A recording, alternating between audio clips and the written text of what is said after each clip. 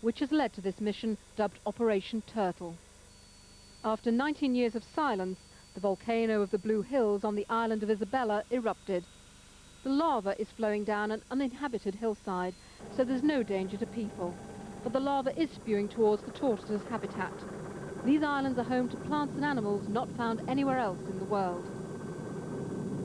The giant tortoises can only be moved one at a time, as they each weigh around 200 pounds. Already an endangered species, conservationists are determined that their numbers won't diminish any further. June Kelly, BBC News. Accessible news that's more relevant and easy to understand. That's the result of the BBC's 18-month study of what today's television audiences want. The 6 o'clock news will be relaunched with a broader range of stories and live reporting from across the UK. Other programmes like Breakfast News and Newsnight will also have a new look as the changes are introduced over the next 2 years. To many people, this is the image of BBC News. A man in a suit, telling you things you know you ought to find important, but in a rather formal, not very friendly way, sometimes a little patronising, perhaps even rather baffling. The BBC's 24-hour cable news channel has experimented with a less formal shirt-sleeved approach. Now other BBC News programmes will have to explain better why stories matter and cover a wider range of subjects without dropping serious foreign or political news. And next, Hugh Martin.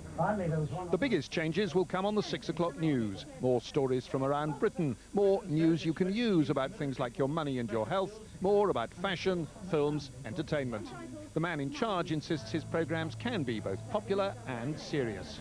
It's absolutely what inspires most of us as journalists, to try to marry the serious issues that affect all of us in our lives or affect the world, and find ways of engaging as many people as we can in those issues. The papers have been full of speculation about what the changes mean for famous faces among news presenters. The BBC still won't say. A former head of BBC News says it's no alternative. There isn't any other conceivable strategy for the BBC. The gap in the market is for serious, public service-based news broadcasting. That's what the BBC is there for. That's how it justifies the licence fee.